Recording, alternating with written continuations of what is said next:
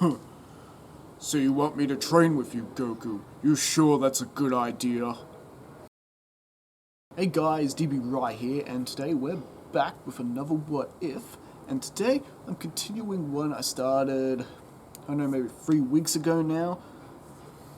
I was actually supposed to do this one earlier, but due to a few requests, I actually decided to do What If Goku was like Broly Part 2 first.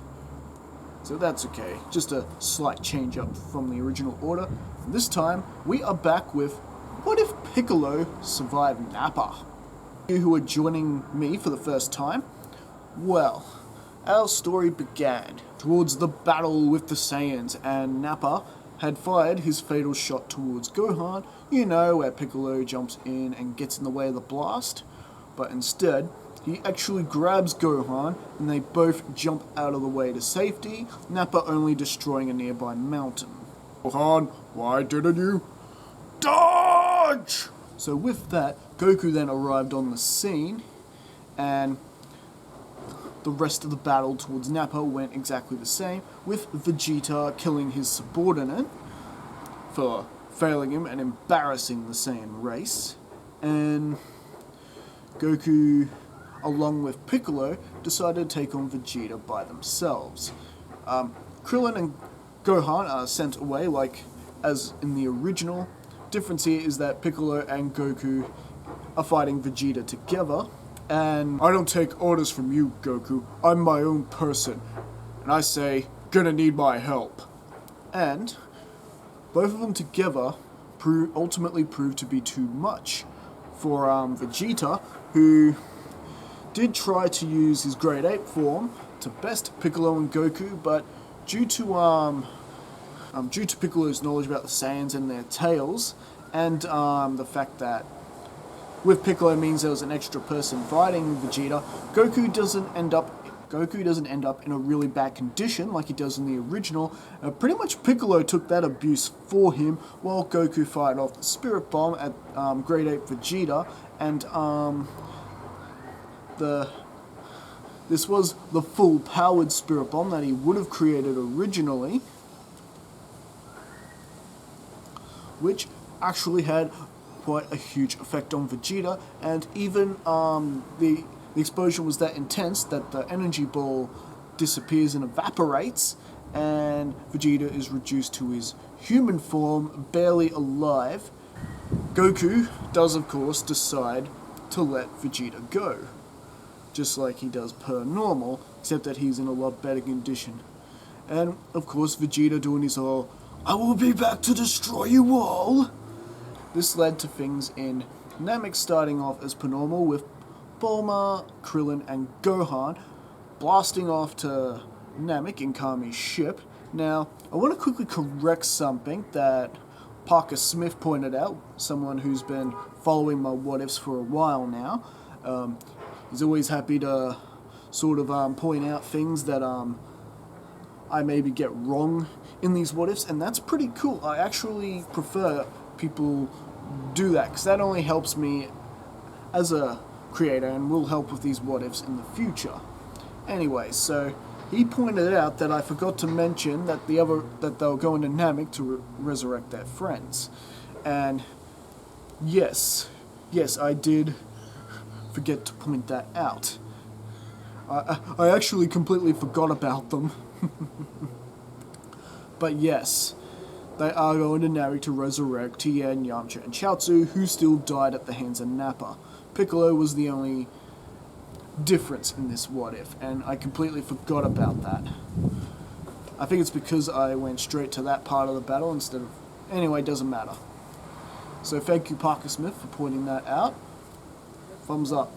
The Dragon team have arrived on Namek, and meanwhile, Piccolo has received a sensu beam from Yajirobe and has fully recovered, and so is Goku. They're basically on their way to Capsule Corp, because Dr. Briefs has been building, that ship, but borrowing some parts that he found from Goku's space pod, building the Capsule Corp ship, the very same one that Goku uses in the original to get Namek. And meanwhile, things on Namek have actually gone as per normal, with Gohan and Krillin rescuing Dende, their ship being destroyed by the members of the Frieza Force, and Vegeta doing his thing, going all Manhunter on the Frieza Force, taking out Kui, then Dodoria.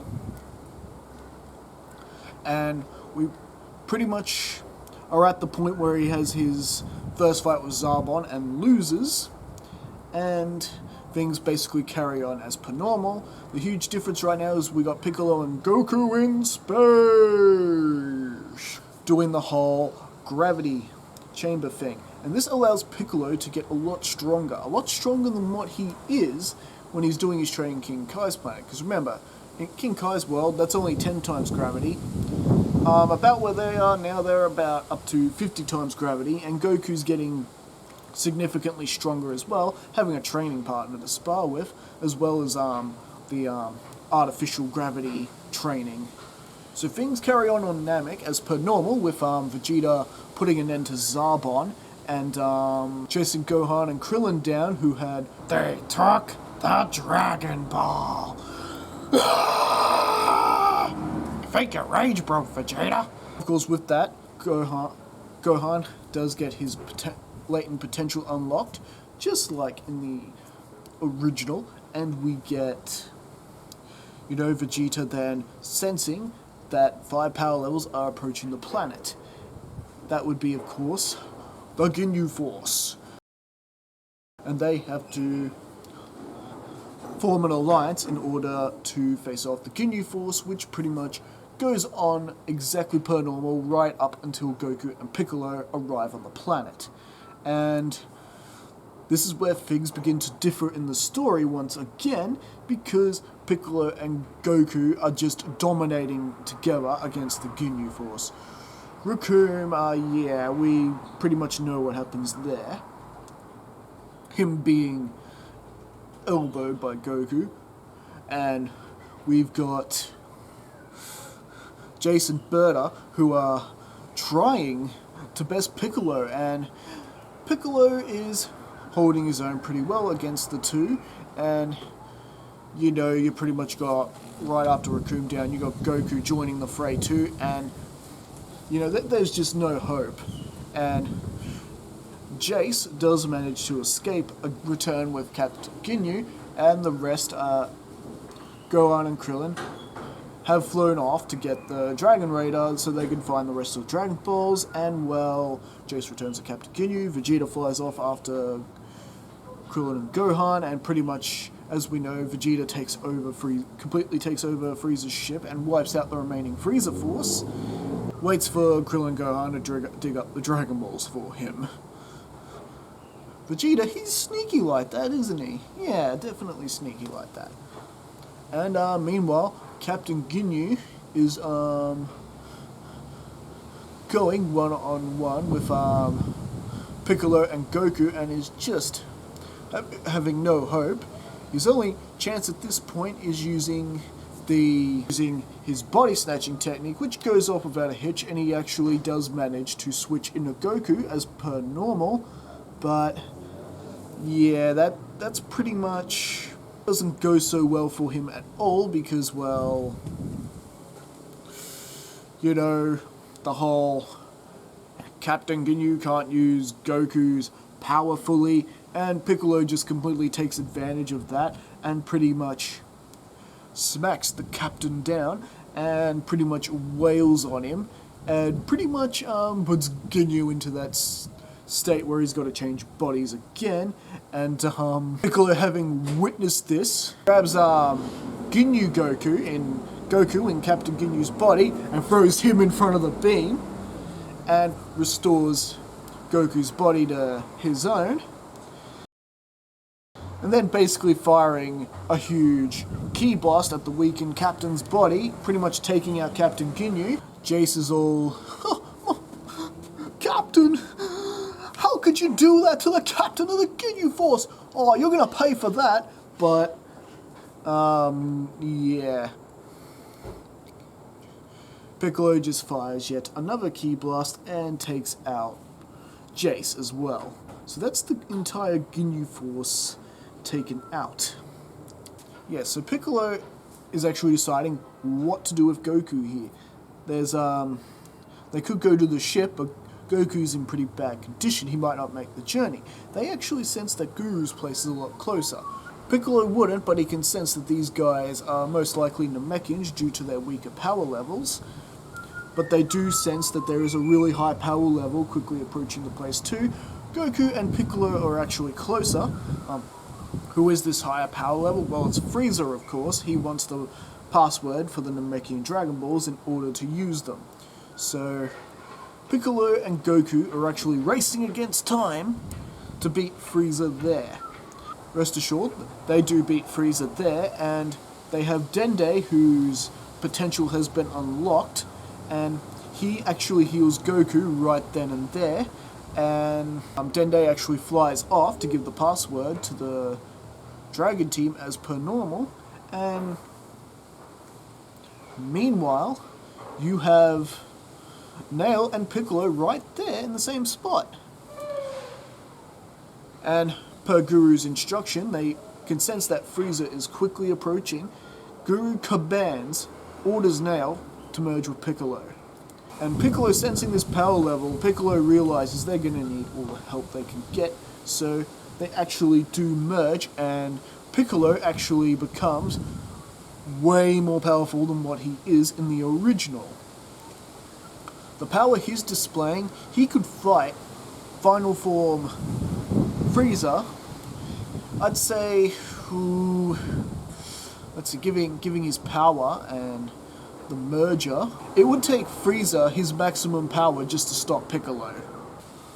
Now, Vegeta did decide to keep Gohan and Krillin alive because Vegeta's going to need all the help he can get in case Frieza decides to pay a visit, and Krillin intercepting Dende to get the password, Vegeta falls asleep, and they sneak off a great distance to use the Dragon Balls under Vegeta's nose, and they manage to get 2 of their wishes before Guru passes on. They manage to get Chaozu and Tien back. And then, well, right after that happens, this is when Frieza actually shows up at Guru's place. And, well, Goku and Piccolo are waiting there to take him on. And how does this battle go exactly? Completely different to the original. Because with Goku fully healed in the Zenkai boost, Goku is actually more formidable in his base form than what he is here. And Piccolo more or less,